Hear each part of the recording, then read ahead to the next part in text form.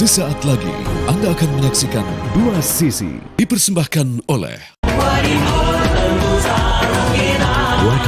tentu sarung kita.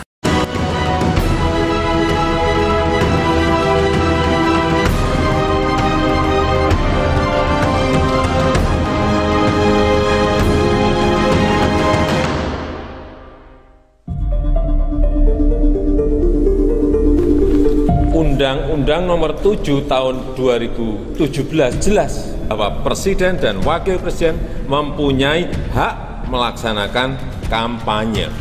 Jelas. Pak Jokowi itu terbuka saja memberikan dukungan kepada calon tertentu supaya kita tahu bedanya kapan dia melakukan aktivitas politik sebagai individu Joko Widodo, kapan dia melakukan aktivitas sebagai pejabat pemerintahan.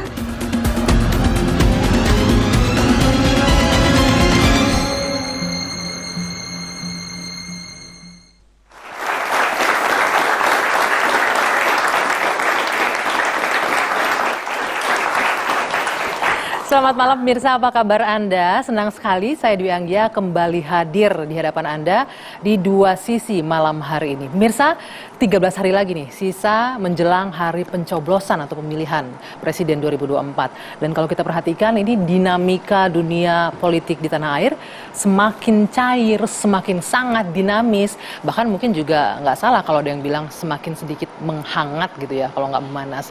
Apalagi hari ini ada peristiwa yang juga cukup menarik perhatian publik ketika Cawapres nomor urut 3 yang juga Menko Polhukam, Prof. Mahfud MD menyatakan diri resmi mundur dari kabinet yang dipimpin oleh Presiden Joko Widodo. Pertanyaannya, apakah langkah Prof. Mahfud ini kemudian akan menginspirasi pasangan Capres dan Cawapres lain yang mungkin saat ini juga sedang memiliki posisi jabatan di dalam pemerintahan? Kita akan membahasnya malam hari ini, tapi tidak hanya itu.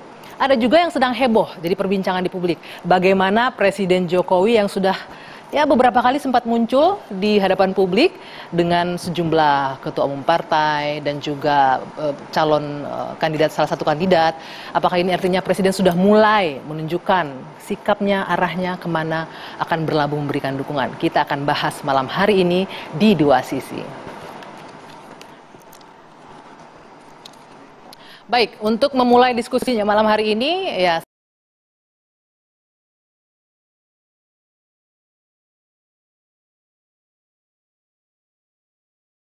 saya akan langsung memperkenalkan sejumlah narasumber yang sudah hadir di sini. Dari ujung sebelah sana ada Bang Margarito Kamis, selamat malam.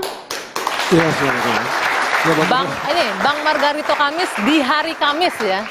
Bang Margarito Kamis di hari Kamis. Jangan disengaja gitu. Harinya pas dengan namanya. Jangan disengaja. Tapi sebenarnya Pak Dwi Anggia, kalau Bang Margarito harus sampaikan di one and only. Ya, di one and only. Oke, terima kasih sudah hadir. Kemudian ada Mas Yandri Susanto, TKN Prabowo Gibran. Selamat malam Mas Yandri. Malam, assalamualaikum warahmatullahi wabarakatuh. Waalaikumsalam. Ini kami terima kasih dan mohon maaf agak mundur sedikit. Menunggu dengan sabar. Iya, terima kasih. Perbincangannya cukup seru. Kemudian ada Bang Eriko Sotarduga. Selamat malam Mbak Dwi Anggia, selamat malam adik-adik mahasiswa pemirsa semua. Assalamualaikum warahmatullahi wabarakatuh. TPN Ganjar Mahfud yang kalau dan Mbak Bivitri sudah bergabung juga, pakar hukum tata negara. Selamat malam Mbak Bivitri. Selamat malam. Oke. Nah, jadi sebenarnya malam ini kita kan akan membahas terkait dengan kampanye yang dilakukan oleh beberapa pihak tertentu lah. Tapi juga kita mengikuti nih perkembangan terbaru tadi. Prof. Mahfud, Cawapres nomor 3, mundur dari jabatannya sebagai Menko Polhukam. Kita dengarkan dulu ya bersama pernyataan beliau sebelum kita membahasnya. Berikut ini. Saya secara resmi dan dengan penuh hormat juga hari ini menyatakan surat untuk menyatakan minta atau mohon berhenti dengan sebuah surat itu. Nah, lalu isi yang kedua surat itu, substansi surat itu adalah permohonan berhenti. Lalu yang ketiga, saya mohon maaf kepada beliau kalau memang ada masalah-masalah yang kurang saya laksanakan dengan baik. Alhamdulillah Bapak Presiden sama dengan saya. Kita bicara dari hati ke hati dan penuh kekeluargaan dan sama-sama tersenyum. Tidak ada ketegangan apapun. Kita tersenyum, bergembira, bercerita masa lalu. Kalau saya sendiri Etik saya itu bukan soal yang lain ikut berhenti atau tidak. Etika saya itu, saya dulu diangkat dengan penuh penghormatan, maka saya harus menghadap dengan penuh penghormatan juga. Itu aja. Oke. Itu pernyataannya Prof. Mahfud. Sebagai tim pendukungnya, saya ke Bang Eriko dulu nih. Bang Eriko, tadi disebutkan kan bicara dari hati ke hati, Prof. Mahfud. Pertanyaan saya simpel aja. Jadi ini Prof. Mahfud ini mundur dari hati juga atau bagian dari strategi nih? Karena mundurnya itu 13 hari loh menjelang pencoblosan. Ya, sebenarnya apa yang Mbak Dwi Anggia sampaikan itu hal yang sangat wajar ya. Ya namanya juga menduga-duga kan kira-kira begitu ya. Bukan karena nama saya Eriko Sotarduga maka Mbak Dwi Anggia menduga-duga juga di malam hari ini. Nah, saya sudah beberapa kali berbicara dengan beliau. Teristimewa pada saat, kalau saya tidak salah, pada saat deklarasi beliau menjadi wakil presiden dan di beberapa kesempatan. Dan juga memang beliau kan seseorang yang mempunyai keteguhan hati. Nah, memang pada waktu itu dalam pembicaraan itu ada rencana untuk mundur atau tidak, begitu Mbak Dwi Anggia, dan beliau menyampaikan pasti, tetapi adalah alasan-alasan yang tidak dapat saya kemukakan di sini. Nggak bisa di-spill ke kita nih apa tidak alasan baik lah, nanti lebih gitu. baik ditanyakan kepada beliau saja apa karena kan. pasangannya Pak Ganjar yang juga menyarankan untuk mundur juga Pak Mahfud? Tidak gitu. seperti itu. Gitu. Dan kalau dilihat juga seorang Profesor Mahfud itu seseorang yang punya keteguhan hati, tidak bisa diatur-atur atau tidak bisa katakan diarahkan untuk seperti apa, tidak. Nah, tadi juga beliau dalam kesempatan ini kan kita tadi melihat bahwa beliau sebenarnya berencana mundur tanggal 14 atau sesudah tanggal 14 karena memang apapun hasilnya, kan begitu. Nah, kalau dikatakan ini ya kembalilah saya menduga bahwa ada mungkin rasa dari beliau dari segi rasa atau etis ataupun apa yang beliau pikirkan yang tentunya baik pada saat ini untuk mundur. Nah, seperti itu. Jadi lebih kepada masalah etis, tidak etis dan masalah etika begitu ya? Ya, itu tentu beliau sendiri yang memahami. Tapi kalau boleh saya melihat dari bahwa inilah saat yang tepat yang sudah tidak bisa lagi katakan beliau untuk menunggu lebih jauh lagi. Tidak bisa menunggu untuk lebih jauh. Apakah ini saya juga butuh konfirmasi sebenarnya yang bisa menjawab si Pak Mahfud sebenarnya, tapi sebagai tim sesnya mungkin ngobrol juga. Apakah karena benar nih segelintir udah suasananya udah nggak nyaman ketika rapat kabinet dan lain-lain gitu, sehingga akhirnya pilihannya salah satu harus mundur. Mungkin bukan soal itu ya. Kalau soal ya rapat kabinet atau apa itu kan itu tentu hal-hal yang normal saja ya dalam hubungan di dalam kabinet. Tetapi barangkali nih kalau saya boleh secara utuh melihat, mungkin sudah tidak saatnya lagi beliau ada di dalam kabinet itu, dan lebih baik dengan di luar ini beliau bisa lebih bebas untuk menyampaikan hal-hal yang mungkin. Bayangkan kalau di dalam misalnya ada yang tidak cocok adik-adik, betul kan? Ini adik-adik mahasiswa ada di sini, ada yang tidak cocok, kan bagaimanapun beliau kan masih bawahan. Katakan dalam bahasa terangnya kan menteri itu pembantu presiden dan tidak etis. Nah, mungkin ini saatnya sudah beliau harus ada di luar. Sehingga apa? Sehingga tidak ada lagi satu, katakan dalam budaya timur kita, etika kita kan bertentangan atau berbeda itu juga di dalam satu ini kan juga ada batasnya. Nah, ini kalau menurut saya itu sekali juga lagi, biar lebih fokus nih 13 hari terakhir untuk bisa itu juga salah satu yang memang ini kan boleh dikatakan waktu yang sudah sangat dekat ya, tidak ada 2 minggu lagi, apalagi hasil-hasil survei juga itu kan tentu harus menjadi juga pertimbangan. Terakhir kan nih hasil survei Roy Morgan ya, kalau saya tidak salah, ini juga perkembangannya kan juga harus disikapi lebih dalam lagi. Itu mungkin nanti kita bahas lebih lanjut lah. Mas Henry, nih saya mau Mas Henry. Kalau Prof. Mahfud hari ini dengan tegas menyatakan mundur dari kabinet, apakah ini mungkin akan diikuti juga langkah Prof. Mahfud mungkin dari pihaknya Mas Yandri barangkali, yang saat ini juga posisinya dalam pemerintahan? Ya, pertama menteri mundur itu biasa, kan? Nggak sesuatu yang luar biasa itu. Menteri di resapel biasa, ya kan? Dalam perjalanan Republik ini gonta-ganti menteri itu biasa, ya kan? Tapi gonta-ganti dan saya yakin menjelang Pilpres ini loh. Dan saya yakin kalaupun ada yang mundur, itu insya Allah tidak akan merubah ritme pemerintahan hari ini. Gitu. Jadi oleh karena itu menurut saya Prof. Mahfud mundur itu ya kita hormati saja, sesuatu yang biasa, tidak ada yang luar biasa. Nggak akan mengganggu jalannya kabinet, Nah, membuat mungkin, pincang jalannya enggak. kabinet. Kalau dalam hal pemerintahan Pak Jokowi, kami meyakini tidak akan ada yang terganggu. Masih banyak putra putri terbaik bangsa yang siap mengabdi dengan kemampuan yang mungkin bisa lebih dari Prof Mahfud. Udah dapat bocoran belum? Oleh karena itu menurut saya kita tidak perlu terlalu khawatir ya kalau ada menteri yang mundur atau menteri yang diganti. Anak bangsa ini banyak kok yang siap. Mas Henry, udah tahu belum nama-nama yang siapa itu hak putra putri prerogatif terbaik? presiden. Benar, hak prerogatif presiden. Tapi nggak Dan ada mungkin menurut beda. saya gini Mbak Gia, kenapa mungkin ini sama dengan Bang Irko tadi, menduga-duga juga saya. Kenapa misalkan Prof Mahfud kalau saya katakan tiba-tiba mundur ya, kalau misalkan ada keterkaitan dengan pencapresan harusnya dia mungkin mundur ketika deklarasi. Tapi kan ini sudah lebih dari 2 bulan masa kampanye baru mundur. Sudah mendekati masa pemilihan. Ya mungkin menurut saya dia udah nggak enak hati dalam artian karena setiap debat ataupun beberapa event kampanye Pak Prof Mahfud ini kan cenderung menyerang pemerintah yang beliau di dalamnya kan. Di dalam pemerintah. Nah itu saya kira sendiri. seperti kata pepatah itu menepuk air di dulang kepercik muka sendiri. Nah mungkin walaupun yang disampaikan Prof Mahfud itu belum tentu benar kritik dia terhadap pemerintah itu.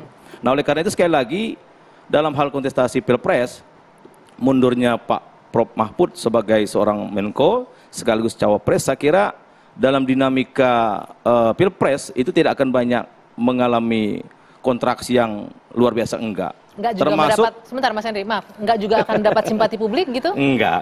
Biasa aja itu. Biasa aja? Enggak. Bang Eriko, ini biasa aja katanya. Lebih karena tidak akan ada efeknya. Efek elektoralnya enggak ada. Sebenarnya saya nggak enak mau mengomentari, ini kan sahabat saudara saya sendiri ya, Bung Yandri, apalagi sama-sama di DPR. Sebenarnya kan gini, tidak ada asap kalau tidak ada api.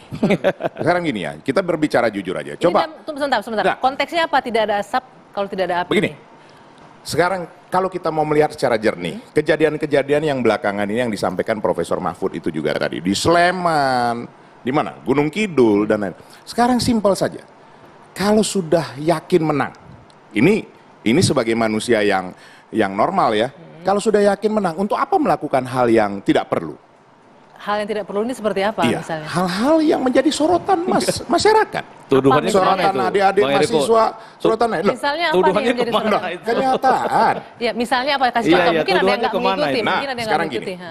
Di Gunung Kidul. Oke. Ya kan?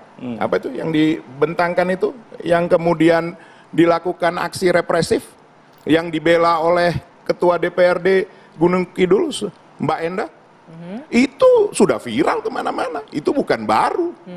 Dan juga di daerah lain. Nah, sekarang saya tanya. Kalau kita meyakini menang, katakan bisa 1 putaran. Untuk apa melakukan hal seperti itu? Nah, ini kan ada kekhawatiran yang berlebihan. Nah, ini kalau mau menduga-duga, ini kan karena Bung Yandri menyampaikan itu. Mungkin. Ini agak nggak nyambung jawabannya. Nyambung, Mbak. Tadi kan disebutkan bahwa nggak akan memberikan efek elektoral apapun dengan ini kan belum saya sampai ke sana. Lihat ya. Profesor Mahfud itu bukan orang kemarin sore. Yang sudah pengalaman, dia sudah jalanin trias politika. Yang namanya yudikatif, namanya legislatif, namanya eksekutif. Tidak ada yang sepengalaman beliau. Nah, artinya beliau sudah melihat. Ini ya, saya lebih jauh lagi. Beliau sudah melihat dan akan menduga ini akan lebih worse lagi. Lebih worse dalam hal apa ya? Nanti kita tunggu saja. Sama seperti hasil survei sekarang. Dugaan saya, Mbak Dwi Anggia, waktu kita ketemu Desember, nanti awal Januari, pertengahan Januari akan mendekati 50 bahkan sudah 50. Terbukti nggak sekarang? Nanti Februari sudah lebih dari 50%. Ya, itu kan normal. Tapi pertanyaannya. Kan semua pasangan kan memang mencari elektoral. Kenapa mesti ada tindakan-tindakan yang represif? Enggak, kalau itu bisa saya bantah. Ada kejadian-kejadian di Gunung Kidul, di mana itu kan Sleman dan lain-lain. Ya itu kan kasuistik itu kan, bukan direncanakan, kemudian bukan sengaja. Saya kira tidak. Dan ada sesuatu yang tidak direncanakan bisa menurunkan bendera. Enggak, kita negara hukum loh. Kalau misalkan ada hal-hal yang bertentangan hukum, jalur hukum nggak ada masalah kok, lapor ke Bawaslu, ke polisi. Bukan hal yang disengaja, berarti nggak sengaja itu terjadi. Oh pasti nggak disengaja. Itu kan sesuatu yang kasuistik dan nggak perlu digembar-gemborkan. Jangan karena mau kalah cari banyak alasan. Saya kira nggak pas juga. Inilah jawabannya. Kalau sudah yakin menang, kenapa melakukan hal seperti itu? Betul. Ini yang ini udah yakin ini kalah, yang ini udah yakin kalau menang nggak usah macam-macam. Kalau yakin menang, Mbak, dimanapun kita akan diam, kita duduk, tunggu tanggal 14 Februari. Jadi tapi karena ini gini loh, dilihat Eriko, situasi ini kan kontestasi sudah semakin Sebentar, berat. Mas Kontestasi ini kan ada payung hukumnya, ya kan? Ada jalurnya itu. Ada tempat kita untuk melakukan sesuatu bila mana dianggap ada pelanggaran. Ada yang tidak beres. Negara-negara hukum kok. Silakan lapor kalau merasa terganggu, jangan beropini atau menggoreng-goreng yang mungkin itu ya disengaja sebenarnya untuk mencari keuntungan sendiri, itu nggak boleh. Kok mencari keuntungan? Lah enggak, maksud saya gini loh Pak Eriko. Nah, ini itu kan mungkin bisa diskenariokan, misalkan disaksikan. tadi kayak sengaja bawa poster Ganjar, kan itu mungkin disengaja. Oleh tim sendiri gitu? Iya mungkin. Nah, sekarang saya tanya, mungkin. ada salah memajang poster Ganjar? Kenapa harus dilakukan represif? Nggak ada yang salah. Sama seperti Bung Yandri. Bung Yandri kan juga DPR RI. Kalau di situ saya pajang, saya dukung Ganjar. Apakah Bung Yandri jadi marah? Kemudian melakukan tindakan yang represif? Kan tidak perlu. Makanya tadi Bang Eriko, kalau ada represif kan sekarang proses secara hukum. Lewat jalur Kan yang ada sudah yang bertanggung tersedia jawab. gitu loh. Nah, sekarang. Tapi sebentar, tapi nggak ngelaporin gitu loh. ya Jadi kita jangan juga beropini terlalu liar. Segala Gitu. macam itu. Inilah yang dilaporkan. Pasti kan akan Silakan dilaporkan, Oke, diproses. Saya kira kita semua taat hukum kok, nggak ada masalah itu. Jadi tudingan-tudingan itu jelas. Iya, gitu harus ya. dibuktikan Oke, dengan hukum baik, aja. baik. Nanti Biar nggak kita lihat liar. saja pada saat berjalan. Oke, Bapak-bapak tahan dulu ya. Nanti kita lanjutkan lagi. Kita harus jeda dulu. Dua Sisi akan kembali saat lagi.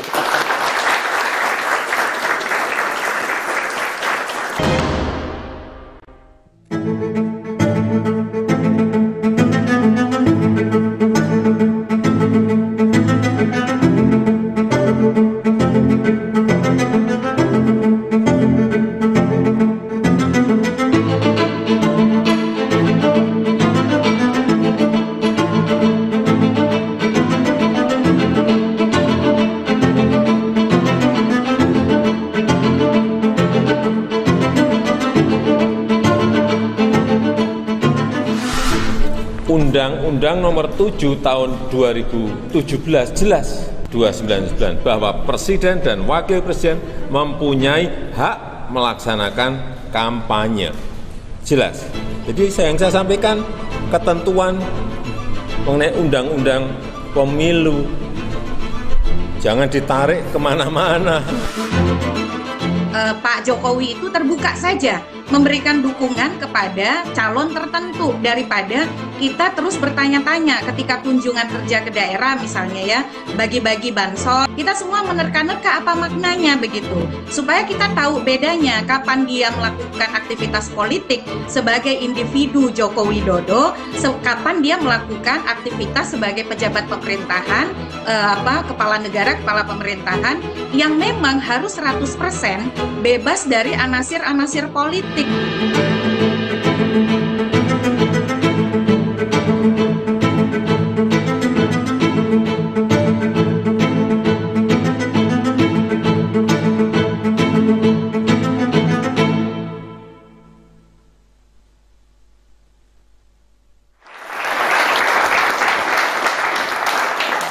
Ini sebelum saya minta komentar dari Mbak Bibip dan Bang Margarito, saya mau ke Mas Hendri lagi nih. Tadi pernyataannya Mbak Titi nih, pembina Perudem ini agak menarik menggelitik nih. Gimana? Kenapa nggak terbuka saja Mas Hendri, udah makan bakso bareng, ada main sepeda bareng Mas AHY, ketemu ketua partai dan lain-lainnya. Pertama, nggak usah malu-malu. masalah presiden boleh kampanye tidak kampanye sudah jelas ya.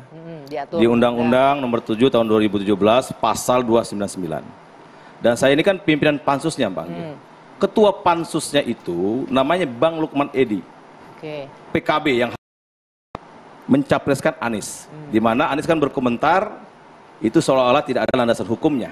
Berarti mungkin Pak Anies tidak baca undang-undang ya. Maka saya sarankan sebaiknya capres, bilang tim sukses, semua anak bangsa kalau mau berkomentar baca dulu undang-undang, apalagi pengamat hukum tata negara. Maaf, saya potong dulu sedikit sebelum saya lupa nih. Artinya ini benar Pak Jokowi itu berkampanye artinya di sini? Oh enggak, kalau dibolehkan enggak. Saya bilang maksud saya banyak itu, orang ketika Pak Jokowi boleh loh presiden berkampanye, itu memang boleh. Tapi apakah Pak Jokowi mau memakai ini atau enggak? Kan sampai sekarang enggak dipakai itu. Nggak dipakai? Nggak dipakai. Kan misalkan berkampanye atau ikut mengkampanyekan pasangan tertentu di jalur kampanye belum dipakai Pak Jokowi. Tapi kalau dia mau memakai itu boleh. Boleh. Jadi jangan ada yang bilang nggak boleh. Masalahnya gini Mas. Karena itu kesepakatan undang-undang itu antara DPR dan pemerintah. Betul. Menterinya dulu Pak Cahyo, kadernya Bang Eriko. PDIP paling banyak di pansus itu. Jadi semua kesepakatan antara pemerintah dan DPR, lahirlah undang-undang yang mengatur dinamika A sampai Z tentang pemilu presiden, pemilu legislatif, dan pemilu DPD RI. Mas Henry, tadi disebutkan kan presiden memilih untuk tidak memakai undang-undang itu untuk belum memakai. Kalau dia mau memakai boleh. Oke, tapi apa yang dipertontonkan ke publik saat ini secara implisit itu mengesankan kok kayaknya udah lean ke salah satu pasangan calon nih ketika presiden. Ya kalau tafsir boleh saja. Siapa yang bisa mengendalikan otak semua rakyat Indonesia? Siapa yang bisa mengendalikan tafsir semua rakyat Indonesia? Tapi tidak dibantah juga artinya persepsi publik. Ya silakan aja. Kalaupun nanti misalkan tafsir itu benar sesuai dengan tafsir mereka masing-masing, silakan. Misalkan ya bisa jadi misalkan ada kelompok yang terus kan merongrong pernyataan Pak Jokowi yang mungkin mengharapkan elektoral mereka naik. Tapi bisa jadi karena merongrong terus Pak Jokowi, elektoral yang mau naik itu jadi turun, bisa juga. Jadi backfire gitu. Ya, bisa juga. Hati-hati. Sebenarnya ini ya, kalau mau berbicara jujur, setiap warga negara punya hak betul kata untuk berkampanye. Undang-undang Yandri tadi itu undang-undang. Setiap warga negara termasuk pribadinya presiden. Hanya sekarang persoalannya kan memang tidak mudah memisahkan antara diri pribadi dengan apa yang ada. Kenapa? Tapi kan clear, kita juga harus jujur bahwa presiden dan wakil presiden boleh kampanye. Boleh, siapa yang tapi boleh nggak kampanye tanpa ada fasilitas? Itu yang menurut kita secara jujur hampir tidak mungkin. Bukan tidak mungkin. Soal keselamatan, soal lain-lain. Tapi itu kan melekat. Makanya tadi saya sampaikan. Dalam undang-undang diatur, soal etika. Nah, makanya apa yang dikatakan Mbak Titi Perludem tadi sudah sangat benar. Memang kalau mau mendukung, apa salahnya dukung saja. Nggak ada masalah. Sebentar, jangan dijawab dulu. Ya itu kan hanya Pak Jokowi.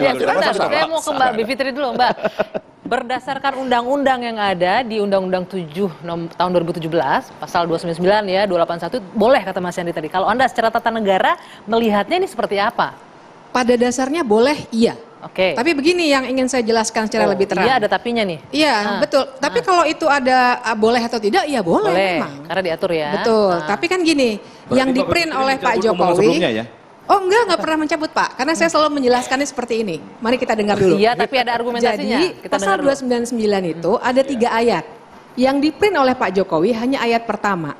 Kalau kita baca pasal 299 secara utuh, 3 ayat, kemudian kita lihat pasal 301, kita akan menemukan 301. Bahwa 299 itu ayat 1 sebenarnya ditujukan apabila presiden atau wakil presiden itu sebagai orang yang kontestan. Yang maju ya. Karena kalau kita baca pasal 268, jadi kan bab kampanye itu banyak tuh. Boleh dicari di gadget masing-masing kalau penasaran. Ini saya bantah nih, saya pembuat undang-undang. Boleh saya jelaskan dulu? Enggak, ini saya bantah langsung. Itu salah, enggak. Sebentar nanti. Ya kalau gitu saya nggak usah menjelaskan apa-apa. Saya jangan terlalu jauh. Saya ini wakil ketua pansus, saya tahu persis. Betul, tapi saya belajar penjelasan itu salah, maksud saya itu salah loh, salah. Ya, baik. Jangan menafsir undang-undang sudah dibuat, nggak boleh. Salah atau benar? Ini yang kan harus didengar dulu versi salahnya kalau saya salah. Nggak bisa. Saya bilang berarti salah dia itu. nggak memberikan kebebasan berbicara. Salah itu salah. Saya pembuat undang salah itu. Kalau nanti mau dibantah, analisanya. Bapak, kalau mau dibantah, dengar dulu apa kata saya, baru kemudian bantah. Ya itu cara berdiskusi Pak, mesti saya ingatkan ya. Jadi pasal kalau kita lihat teman-teman, Undang-Undang Pemilu itu bab 7 tentang kampanye itu ada banyak bagian. Kalau kita lihat pasal 268, ada yang namanya pelaksana kampanye, ada yang namanya peserta kampanye. Kalau kita lihat lagi, jadi seandainya mau dipakai skema pasal 269 pelaksana kampanye Pilpres, itu bisa misalnya kalau presidennya pengurus parpol. Tapi kalau kita mau baca mengenai hak presiden untuk berkampanye, kita harus bacanya ke pasal 301 tadi. Nah itu satu. Nah kemudian yang harus kita lihat juga adalah pasal 281. Jadi presiden boleh sebagai peserta, tapi dia harus cuti dan tidak mendapatkan fasilitas negara sebagai peserta. Jadi lagi-lagi lihat pasal 268. Ini konteksnya sebagai kandidat ya, sebagai peserta. Ya, kalau dia peserta diundang misalnya, dia boleh datang, tapi dia harus cuti. Peserta kampanye ya? Peserta kampanye. Kalau pelaksana hanya untuk petahana. Enggak begitu, makanya jadi anggota DPR lu baru berpikir undang-undang. Salah itu, salah.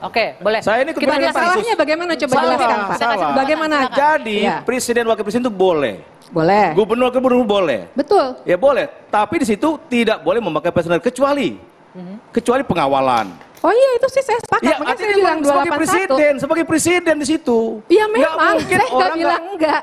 Lah, Nggak mungkin orang kalau nggak presiden nggak dikawal atau ada protokol, nggak mungkin. Ya, itu tadi Nggak disebutkan argumennya. itu hanya sebagai Itu peserta argumennya kampanye, Pak nggak Eriko. disebutkan. Saya tadi Nggak, tidak nggak, berargumen di situ. Nggak, itu Argumen keliru, saya, Mbak. kita Itu ketat loh keliru. Pak kalau berdebat Pak. Keliru. Kita harus ketat. Kalau mungkin di DPR berdebatnya nggak ketat. Kalau saya biasa berdebat dengan ketat sebagai orang Anda hukum. keliru begitu berpikirnya. Sebentar, tenang dulu ya. Oke, saya pindah. Itu dengan peraturan pengamanan melekat ya. Oh, melekat. Bagaimana membedakan? Karena presiden. Iya, sebentar, pertanyaannya bagaimana membedakan presiden ini turun sebagai dia cuti atau dia dia nggak sebagai boleh presiden? pakai dengan mobil pengamanan dinas, melekat nggak itu? boleh. Oke. Nggak boleh, ya kan? Kemudian memakai uang negara nggak boleh. Termasuk misalkan dia makan minum pakai uang negara nggak boleh. Itu pengawasannya berjalan nggak menurut Mbak? Ya harus berjalan kan ada Bawaslu-nya Iya, berjalan jangan nggak? bilang Sudah harus semua dulu, ada. karena Undang-undang begini, atur semua, betul. Catatan saya yang lainnya Bawaslu adalah sekarang bisa Pak mengawasi itu Jokowi nggak? sebenarnya sudah melakukan kampanye terselubung tanpa pernah dia cuti, tanpa pernah kita bisa ukur apakah dia menggunakan fasilitas negara atau tidak. Dia sebenarnya sudah melakukan itu. Contohnya yang mungkin Anda bisa kasih spesifik Contohnya sekarang, misalnya kampanye gini ya, terselubungnya. kampanye itu kan juga bukan hanya poster, tapi citra diri. Nah teman-teman bisa cek di definisi dalam Undang-Undang Pemilu. Misalnya ketika dia melakukan makan bakso bersama Pak Prabowo. Iya boleh itu dong, citra makan diri. bakso dilarang. Boleh ya, oke. Iya dong, makan Nanti bakso sama dulu. siapapun jangan ngatur orang Nanti makan bakso dulu. dong. Kalau sekarang Sama Pak saya Prabowo tahu boleh kan, bahwa Bang Pak Bagaimanapun? Yandri dan kawan-kawan dari 02 itu selalu menantang, bilangnya laporin aja. Tapi kan begini ya teman-teman, kita itu kalau melihat suatu Nggak apa peristiwa, salahnya Pak Jokowi makan bakso sama Pak Prabowo itu di mana citra salahnya? diri itu Nggak di sebenarnya mana, bentuk melanggarnya dari di mana? kampanye. Melanggar undangnya di mana? Karena Pak Prabowo adalah capres. Ini yang nggak gini yang menyesatkan nih pengamat begini nih bahaya ini. Nanti dulu. Bahaya loh. Nanti dulu, begini. Itu Orang contoh bakso ya. aja dipolitisir. Itu contoh. Itu Makan contoh. bakso aja didramatisir, janganlah begitu Itu Mbak. contoh. Justru di satu. situ bakso bisa Kemudian lebih laris, pembagian- lebih banyak pembagian orang belajar bansos. bakso bagus. Kemudian pembagian Oke, bansos. baik. Kemudian banyak lagi yang kita bisa sebutkan. Tapi begini poinnya. Nggak, saya mau Kita tanya di mana salahnya Pak Jokowi makan bakso sama Pak Prabowo? citra diri. Kan kita semua paham kampanye itu tidak sekedar kampanye waktu berdebat. Tapi juga banyak hal lainnya yang bisa membuat orang salahnya terpengaruh di untuk mana? memilih. Salahnya di Sebentar, mana? sebentar, saya minta pendapat Bang Margarito dulu. Iya, biar oke, tenang Bang dulu Margarito Mas dulu. Henry, Mbak Bibip tenang dulu ya. Bang Margarito boleh pegang mic-nya? Nah, sekarang gilirannya Bang Margarito ngomong. Jadi aturan ini sudah jelas. Tadi kalau Mbak Bibi bilang ini bentuknya kampanye terselubung. Benar nggak demikian? Bagaimana pula dari kacamata Anda memaknai pelaksanaan undang-undang ini? Tapi nanti dijawabnya. Kita jeda dulu sejenak. Dua sisi akan kembali.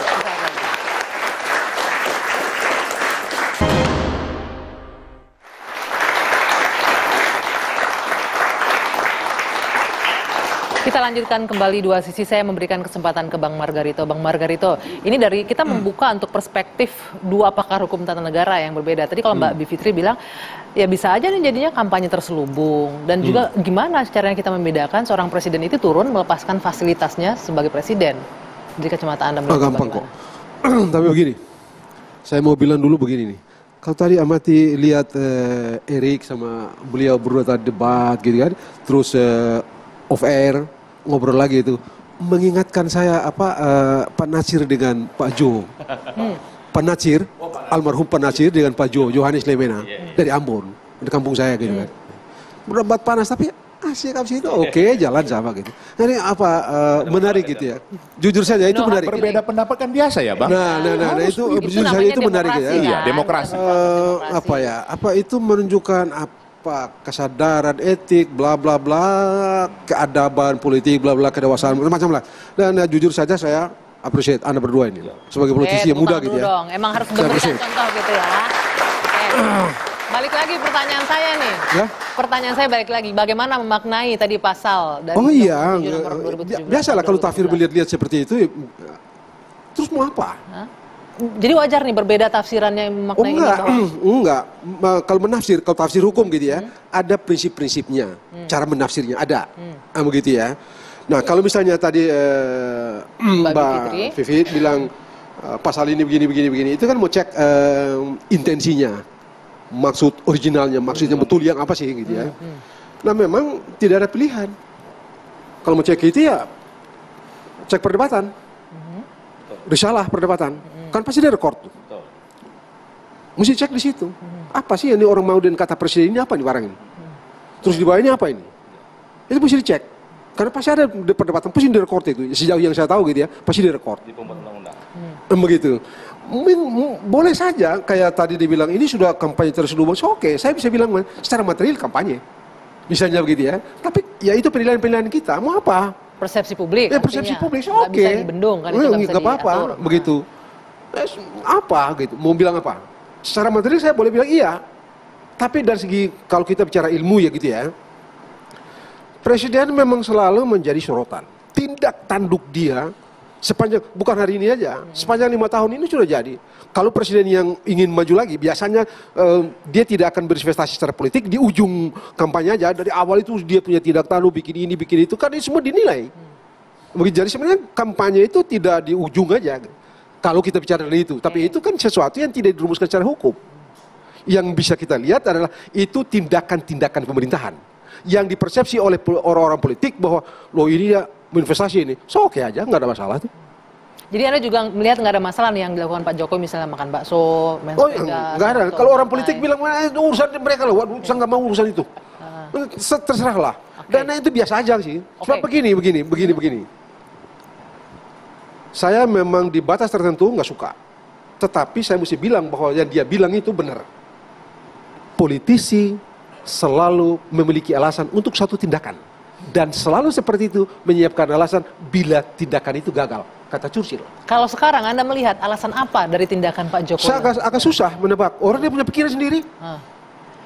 Anda tidak bisa. Saya nggak bisa tebak-tebak itu, berspekulasi seperti itu saya nggak bisa. Oke. Begitu. Kecuali kalau kita ngobrol di warung kopi, boleh begini lah, itu warung kopi sih oke lah. Gitu. Tapi kalau saya tanya politisi, sebelum Mbak Bibip. Kalau Anda bisa menebak apa nih dari tindakan Pak Jokowi itu? Ya begini Mbak, memang ini setipis apa mau katakan, bahasanya apa ya adik-adik, setipis rambut. Karena kenapa? Semua itu ada di tempat saya, contohnya seperti itu. Jadi antara melakukan baik, benar, apakah ini sesuai etika, batasannya memang sangat tipis Mbak. Nah hanya saya setuju dengan Bang Margarito. Tadi kami juga berdebat sama Bung Yandri, ini adinda saya, sama-sama kami di DPR. Berbeda pendapat itu sangat wajar. Hanya yang penting Mbak Dwi Anggia dan kita semua yang menyaksikan ini, jangan sampai perbedaan pendapat menjadi dilakukan represif. Nah itu saja. Karena pemilu ini harus jujur, adil. Bang Eriko yang baik, kenapa ujung-ujungnya selalu ke represif? Kayaknya Anda nih merasa sangat tertekan sekali sekarang. Nah, kalau saya tertekan udah tidak bisa senyum lagi Mbak Dwi Anggia. Bahwa mau menang. Saya jadi penasaran gitu, benar ada represif. Mau menang wajar. Tidak ada yang mau kalah, betul Bang Margarito. Kalau ada orang yang mau kalah, udah keliru itu. Baik. Nah, tetapi menang dengan cara yang memang wajar dan baik. Batasannya sekali lagi sangat tipis. Seperti itu. Di pilkada gitu ya. Kita tahu kita dengar-dengar pilkada begitu ya. Ada yang shadow begitu, calon shadow gitu ya. Ternyata dia juga cari akal menang juga. Padahal dia diurusin juga gitu sama orang gitu kan. Ini oke gitu. Ya calon penggembira. Tahu begitu masuk dia lihat-lihat keadaan. Gua menang aja deh. Padahal dia disuruh sih hal aja. Ada tuh begitu itu. Biasa saja kata Bung Margarito. Saya mungkin mau saya membayangkan barangkali susah buat Bang Eriko untuk mengatakan sesuatu secara lebih lugas. Sebagai politisi ada kekhawatiran ini itu dan lain sebagainya. Tapi kalau saya mungkin ingin menempatkannya dalam konteks hukum. Kenapa tadi saya pakai istilah kampanye terselubung? Karena satu, secara hukum memang model-model seperti yang dilakukan tadi ya pencitraan, karena memang kita mau harus komparasinya dengan keadilan bagi semua paslon kan begitu ya. Itu kan yang tidak ada. Nyatanya makan siangnya hanya pada tim dari 02 misalnya gitu. Nggak apa-apa, itu suatu fakta. Sementara tidak untuk 03 dan 01. Nah, tapi ketika mau dipermasalahkan secara hukum, kita punya kesulitan. Makanya dibilangnya kampanye terselubung. Apapun nanti kita bisa terminologikan. Tapi kenapa kesulitan itu terjadi? Karena satu, secara hukum kalau dibawa ke Bawaslu memang belum bisa diproses karena nyatanya Pak Jokowi tidak cuti sekarang. Nggak tahu besok-besok. Jadi diproses juga ya mungkin bukan, mungkin iya dan seterusnya ya. Nah kemudian yang kedua adalah kalau tadi bicara etika, kita kan misalnya kita melihat segala sesuatu, misalnya saya melihat Mbak Anggi pakai baju warna biru. Yang saya lakukan, saya tidak akan langsung buka undang-undang, salah nggak pakai baju warna biru. Yang akan saya lakukan adalah saya memproses dulu dengan akal sehat saya. Benar nggak nih Mbak Anggi sekarang pakai baju warna biru, bagus nggak dampaknya? Baru kemudian saya baru cek, ini melanggar benar nggak ya, melanggar, baru saya cek. Nah jadi yang barangkali banyak sekali, dan ini sebenarnya sudah terbukti dengan banyaknya kampus yang juga sudah menyatakan soal demokrasi, yang sekarang dilihat dengan bansos, dengan banyak hal ya, yang sifatnya kebijakan-kebijakan yang kemudian diarahkan untuk mendukung 02, itu sudah mulai dilihat oleh masyarakat, paling tidak sebagian, sebagai suatu bentuk dukungan. Tapi Pak Jokowinya belum bilang secara terang, walaupun sudah dilakukan. Nah, jadi mungkin di situ letaknya mengapa kita harus mengatakan ini kampanye terselubung karena cutinya belum ada. Jadi maunya gimana? Declare aja langsung kalau misalnya memihak gitu kepada salah satu paslon. Tapi masalahnya itu tadi Pak Jokowi kan tidak dalam konteks petahana. Dan relasi, izinkan saya juga menambahkan, relasi satu lagi adalah relasi Pak Jokowi dengan Gibran maupun Prabowo sebenarnya beda. Kalau kita lihat yang suka dipakai kan Obama dengan Hillary Clinton. Obama dengan Hillary Clinton itu bukan hubungan bapak anak. Pak Jokowi dengan Gibran maupun Prabowo tidak satu partai sebenarnya. Ini yang unprecedented dalam politik Indonesia. Nanti saya akan minta tanggapannya bapak-bapak di sebelah kanan. Usai jeda nanti kita lanjutkan saat lagi di Dua Sisi.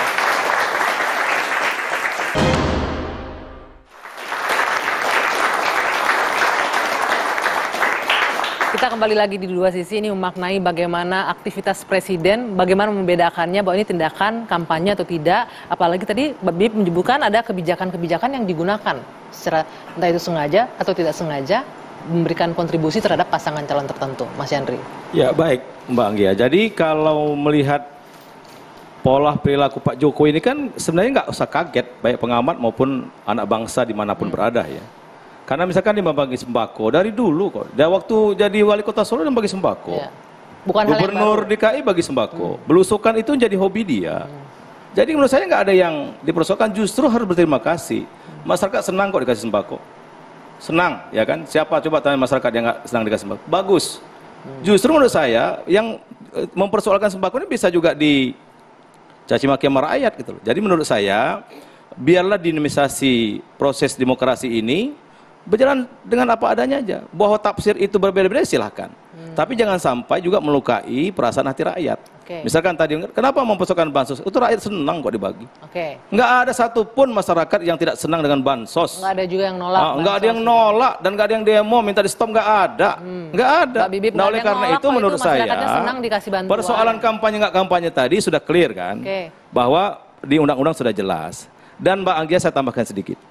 Bahwa dalam proses pembuatan undang-undang itu, saya sampaikan ke Pak Fitri ini, pasal tentang kampanye presiden itu tidak di voting. Cuma dua isu yang di voting. Parlemen presiden threshold 20%, 10% dan 15%. Sama konversi suara ke kursi. Dua ini aja yang di voting. Ada yang walk out waktu itu, Demokrat. Dan yang lain ya kita kalah yang itu. Kota Hari ke Senlek. Artinya dengan tidak di voting itu apa? Maksudnya? Ya artinya saya bilang tadi, menterinya kan waktu itu Pak Cahyokumolo dari PDIP.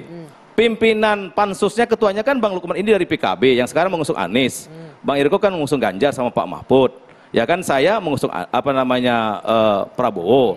Wakil Presiden. Jadi nggak ada persoalan. Single kontennya jelas. Jadi tafsir Mbak Fitri itu salah, terpotong-potong itu. Jadi jangan sampai maksud saya menyesatkan publik gitu loh. Jadi jangan, dan ini menurut saya belum tentu juga Pak Jokowi memakai pasal ini. Bahwa kalau dia mau memakai silahkan itu, tidak ada yang salah. Tapi kan ada syarat-syarat cuti, tidak memakai fasilitas negara. Tapi kita bahas waktu itu, ini kan presiden. Kalau dia kampanye tidak dikawal kan bahaya, ya kan? Masalah keselamatan pribadi presidennya. Karena pengawalan itu juga melekat. Melekat, diatur. Jadi negara ini ada aturannya, jangan seenaknya kita ngomong gitu loh. Apalagi berkomentar, apalagi capres kalau nggak baca undang-undang bahaya itu. Wah bahaya sekali. Seorang capres nggak ngerti undang-undang pemilu, padahal dia peserta pemilu, bahaya sekali. Boleh ditanggapi sedikit, Mbak Bib. Jadi dalam penalaran hukum ada yang istilahnya hermeneutika hukum, di mana hukum itu dia akan berbeda ketika konteksnya dia dibuat dengan ketika dia dioperasionalkan. Nah, jadi dengan itulah bisa saja memang jadi ada pendapat-pendapat, bahkan kalau kuliah penalaran hukum itu ada metode-metode penafsiran namanya. Jadi itu hal yang biasa. Nah, tapi soal bansos dan lain sebagainya, saya kira para pengkritik termasuk saya bukan mempersoalkan bansosnya, tapi mempersoalkan bagaimana bansos itu kemudian disalahgunakan untuk kepentingan. Misalnya ya, misalnya BLT yang harusnya turunnya bulan Maret dirapel sekarang ke biasa dirapel. Bulan coba waktu masalah Februari. El Nino Masalah kemarau panjang dirapel. Saya ini ketua Komisi 8 tentang bansos dengan Bu Mensos. Saya ngetok anggarannya tahu persis. Jadi jangan asal ngomong juga.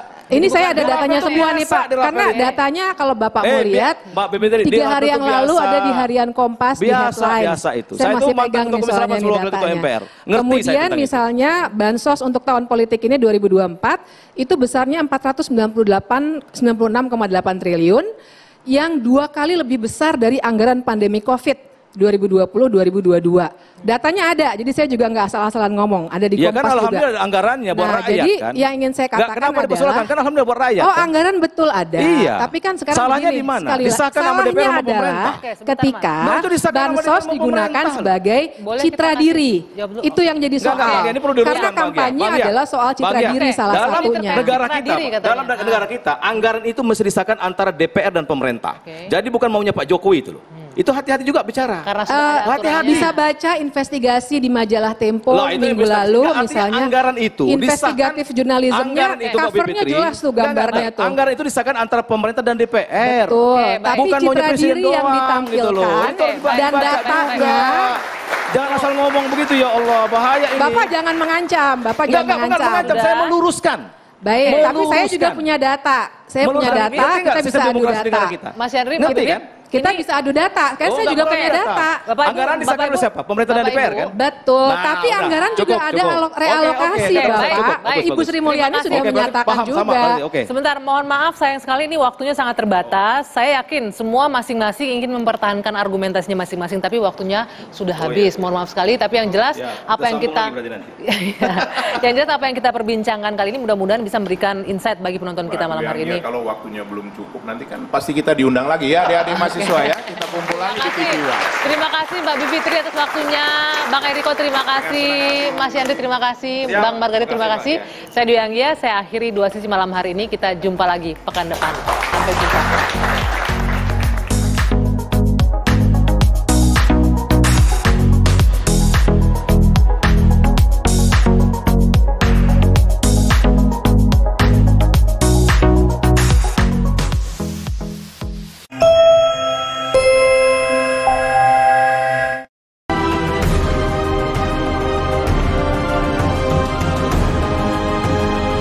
Baru saja menyaksikan 2 Sisi dipersembahkan oleh Wadimor, tentu sarung kita.